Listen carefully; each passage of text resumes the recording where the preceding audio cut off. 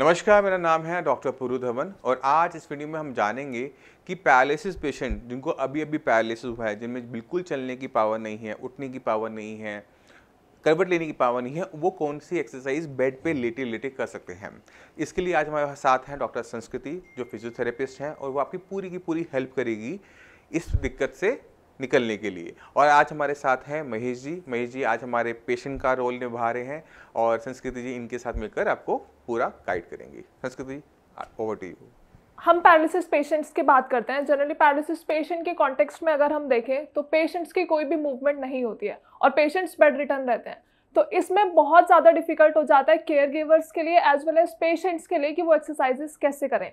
तो आज इस वीडियो में हम जानेंगे कुछ ऐसी बेसिक इनिशियल एक्सरसाइजेस जो शुरुआती दौर में सारे पैरालिसिस पेशेंट्स को ज़रूरी करनी है। साथ ही साथ हम ये भी जानेंगे कि आपको ये एक्सरसाइज कब कब और दिन में कितनी बार करनी है, कितने रेपिटेशंस करने हैं, एज वेल एज कितने सेट्स करने हैं। तो सबसे पहले हम शुरू करेंगे पैरों की तरफ से, यानी लोअर लिम्ब से।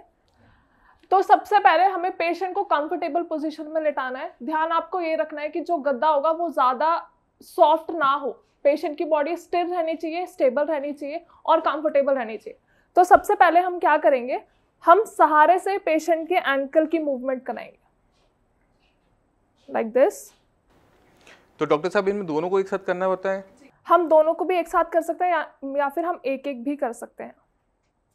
मगर हम जैसे देखते हैं कि अक्सर फिजियोथेरेपिस्ट दोनों ही साथ साथ करते हैं, दोनों साथ साथ करवाते हैं।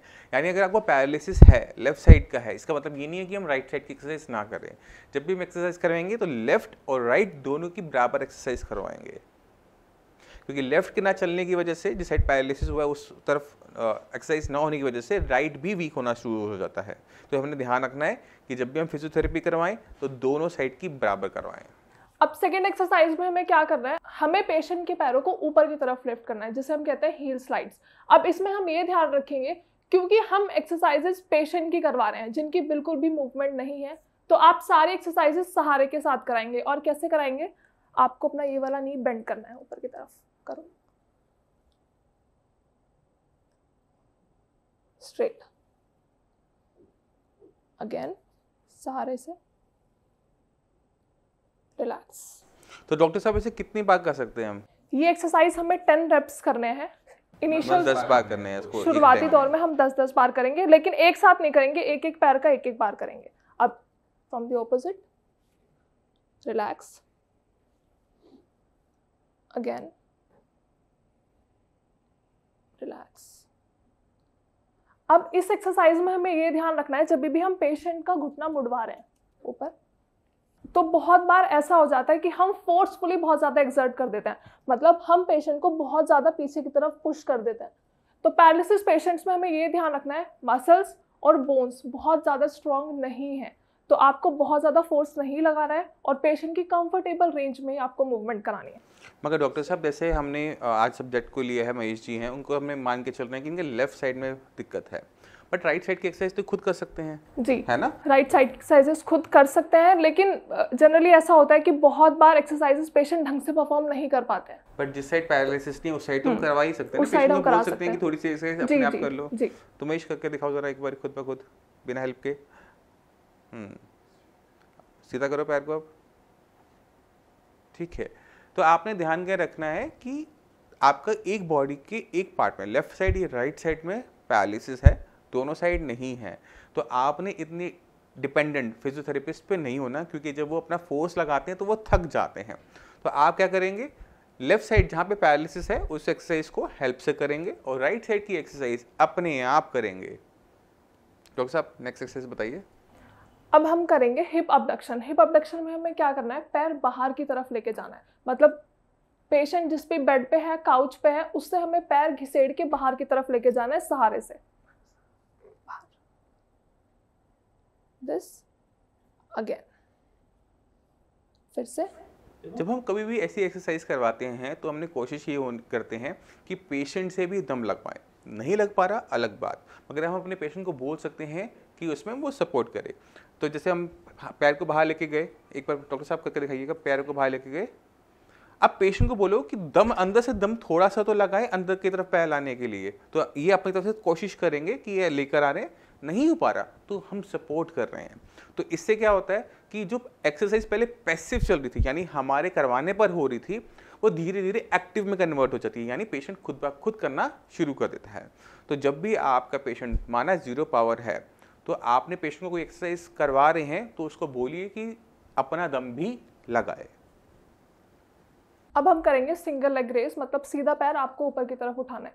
ये बहुत ही ज़्यादा टफ एक्सरसाइज होती है, लेकिन बहुत ज़रूरी है करना, क्योंकि सारी मसल मूवमेंट और ब्लड सर्कुलेशन हमें एनहेंस करनी होती है। तो इसके लिए आप केयरफुली बहुत ज़्यादा सपोर्ट के साथ कराओगे, और जितना सपोर्ट आप ले सकते हैं। हम हैंड प्लेसमेंट की भी बात करेंगे इसके अंदर। आपको एक हाथ पैर के नीचे की तरफ रखना है, मतलब एंकल के नीचे, और दूसरा प्रॉपर ग्रैप आपको करना है नी के नीचे, एंड अगेन अप स्ट्रेट, बस डाउन। अक्सर फिजियोथेरेपिस्ट करवाते समय पेशेंट अपनी मसल्स को लूज छोड़ देते हैं कि ठीक है डॉक्टर साहब, आपने जो करना है करना कर लो। बट अगर हम ये देखते हैं कि जो पेशेंट अपनी तरफ से भी एफर्ट डालते हैं, चाहे हम पैर उठाने की बात कर रहे हैं या पैर को नीचे ले जाने की बात कर रहे हैं, अगर उसमें आप अपनी तरफ से एफर्ट डालना शुरू कर देता है पेशेंट, तो उसमें रिकवरी फास्ट होनी शुरू हो जाती है। क्योंकि उसके पीछे रीज़न है, आपकी जो मसल्स हैं वो ठीक हैं, आपकी बोन ठीक है, मगर आपके ब्रेन में जो क्लॉट आया था, नस फटी थी, उससे ब्रेन का वो हिस्सा जो आपके पैर को कंट्रोल करता है, उसमें प्रॉब्लम आई है। तो हमने अपने ब्रेन से ही सिग्नल भेजना होता है, तो ब्रेन को ट्रेन करना पड़ता है कि उसको भेजो, उसे कमांड लो। तो हम एक्सरसाइज करवा जरूर रहे हैं, बट एक्सरसाइज हाथ पैर की कम और ब्रेन की ज़्यादा होती है। तो कोशिश करो, अपनी तरफ से कोशिश करो कि जब फिजियोथेरेपिस्ट डॉक्टर आपकी हेल्प कर रहा है, आपके लेग को ऊपर उठाने की कोशिश कर रहा है, तो थोड़ा सा अपनी तरफ से कोशिश करो कि डॉक्टर साहब को आपका वजन कम लगे। क्योंकि अब अगर हम अपने पैर के बारे में बात करें तो 10-12 किलो के आसपास उसका वेट होता है। अब इतना वेट डॉक्टर उठा रहा है और कई बार करवा रहा है, थक जाएगा। तो कोशिश करो कि थोड़ा सा अपनी तरफ से भी जोर डालो, चाहे पैर उठाने में, पैर को नीचे रखने में, घुटने मोड़ने में, क्योंकि यही तो हमें चाहिए, यही तो हमें ठीक होकर करना है। तो उसको हम अभी से शुरू करेंगे। नेक्स्ट अब हम करेंगे आइसोमेट्रिक एक्सरसाइजेस। मतलब आप जब भी एक्सरसाइजेस करते हैं पेशेंट्स, तो हमें महसूस होता है मसल्स के अंदर कॉन्ट्रैक्शन, यानी ऐसे लुप छुप जिसे हम कहते हैं। अभी आपको नीचे की तरफ कट, नीचे की तरफ प्रेशर लगाना है पैर, टाइट, रिलैक्स। ये बिल्कुल वही चीज़ है जो मैं आपको बता रहा था। यहाँ पर अब हम पेशेंट को बोल रहे हैं उसको दबाने के लिए, जोर लगाने के लिए नीचे की तरफ। हम अपनी तरफ से कम लगा रहे हैं, पेशेंट को ज़्यादा बोल रहे हैं कि आप इसको अपने पैर को बिस्तर के अंदर दबाओ। अब यही हम नी के साथ भी करेंगे, ताकि हमारी नी की मसल्स में भी कुछ फ्लक्चुएशंस हो, स्टिमुलेशंस हो। सेम ऐसे फिस्ट बनानी है आपको। आप अपनी फिस्ट भी यूज कर सकते हैं, या फिर आप टाल का रोल भी यूज कर सकते हैं, या फिर हम फोम रोलर भी यूज कर सकते हैं। बेसिकली आपने एक तकिया बनाना है, चाहे आप वो टॉवल का बनाओ, चाहे आप वो फोम रोलर ले लो, चाहे अपने हाथ से इसको यूज़ करो। आपने कोशिश करनी है कि पेशेंट को नीचे दबाने के लिए, मतलब घुटने से भी वो, अब डॉक्टर साहब का वो हाथ नीचे की तरफ दबा रहा है, तो हम इसको इस्तेमाल करेंगे, इसको यूज़ करेंगे इस एक्सरसाइज को पेशेंट की मसल्स में पावर लाने के लिए, इसमें कॉन्ट्रैक्शन लाने के लिए।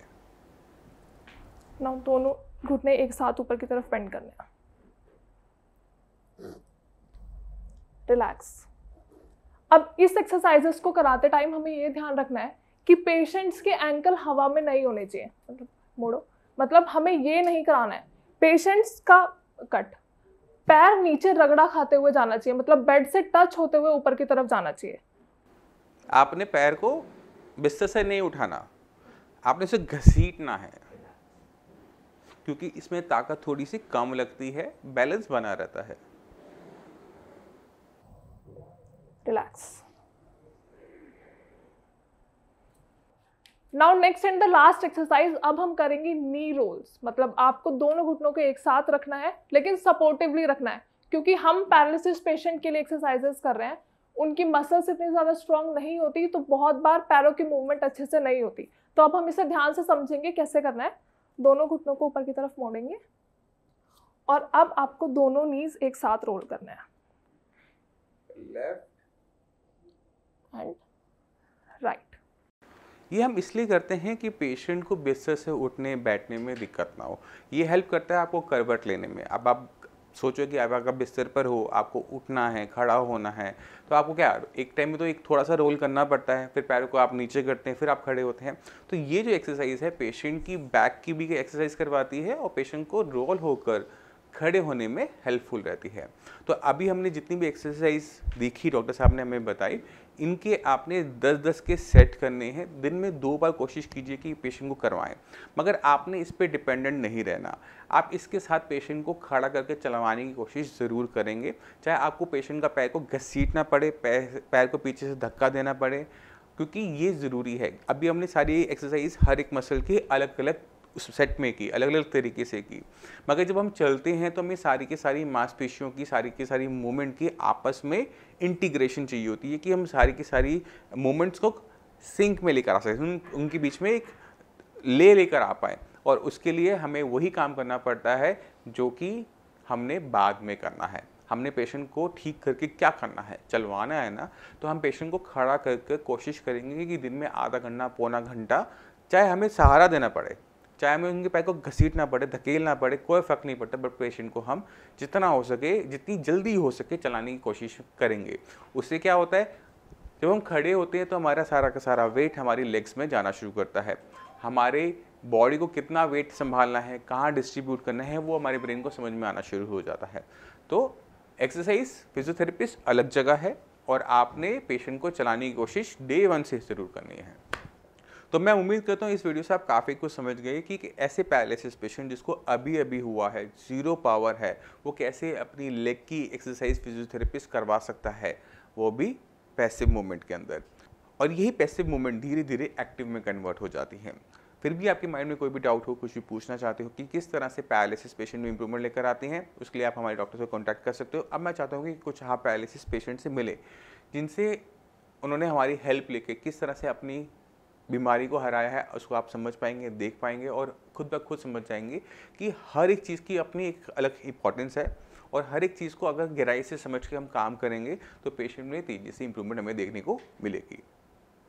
नमस्कार, मेरा नाम है डॉक्टर पुरु धवन और आज मैं आपको मिलवाना चाहता हूँ एक पैरालिसिस पेशेंट जिनकी एज है 63 की एज के अंदर पैरालिसिस को हराना आसान काम नहीं होता। तो चलते हैं पेशेंट के पास और उनसे जानते हैं कि उन्होंने इसको कैसे सहा और कैसे इसको देखा। तो शर्मा जी, ये आपको हुआ कब था? मेरा नाम GR शर्मा है और मेरे को ये ब्रेन स्ट्रोक का दूसरा अटैक है। पहला कब हुआ था? पहला 2014 हुआ। 2014 में। तब उससे रिकवर पूरे हो गए थे? उसका पूरा रिकवर नहीं हो पाया, लेकिन ये 2019 आते आते मुझे दोबारा फिर अटैक होगा ब्रेन स्ट्रोक का। और ये राइट साइड का हुआ, पहले भी राइट को हुआ था, अब दोबारा भी राइट का हुआ। ठीक है। तो मेरे को चलने फिरने में दिक्कत थी और डॉक्टर साहब की मैंने दवाई खाई। अभी तो 1 ही महीना हुआ है, 1 महीने में मेरे को बहुत इम्प्रूवमेंट है। तो ये जब आपको हुआ था तो आपने कहाँ से इलाज करवाया था? जब मुझे ये सेकेंड टाइम जब हुआ है? हाँ, पहली टाइम भी मैंने एस्कॉर्ट फोर्टिस में करवाया, इलाज कराया। डॉक्टर ने मुझे कहा भाई मेरे को एलोपैथी का जो इलाज करना था कर दिया, अब आप इसके बाद देसी ट्रीटमेंट कराओ। डॉक्टर ने बोला? आयुर्वेदिक। हाँ, डॉक्टर ने बोला? हाँ, डॉक्टर ने कहा अच्छा कि आयुर्वेदिक का ट्रीटमेंट कराओ, उससे शायद आपको बहुत आराम मिलेगा। तो मैंने आयुर्वेद में भी इलाज कराया।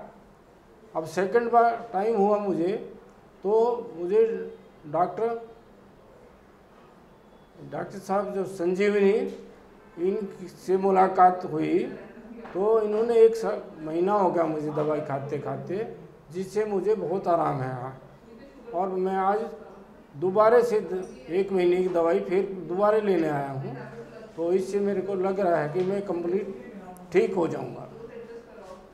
शर्मा जी को जब पहली बार हुआ राइट साइड में हुआ, उसके बाद जब 2019 में हुआ तो एक ही जगह पे दोबारा स्ट्रोक पड़ने की वजह से, दोबारा से नुकसान होने की वजह से शर्मा जी को जो चलने में दिक्कत आने लगी थी कि चल नहीं पाते थे, पैर नहीं उठा पाते थे। तो जब हमने इनको मेडिसिन दी थी तो किसी को हाथ पैर की रोक की नहीं थी, क्योंकि चल तो पैर नहीं रहा था। बट जब भी पैरालिसिस होता है तो उसका जो ट्रीटमेंट होता है वो ब्रेन से स्टार्ट होता है।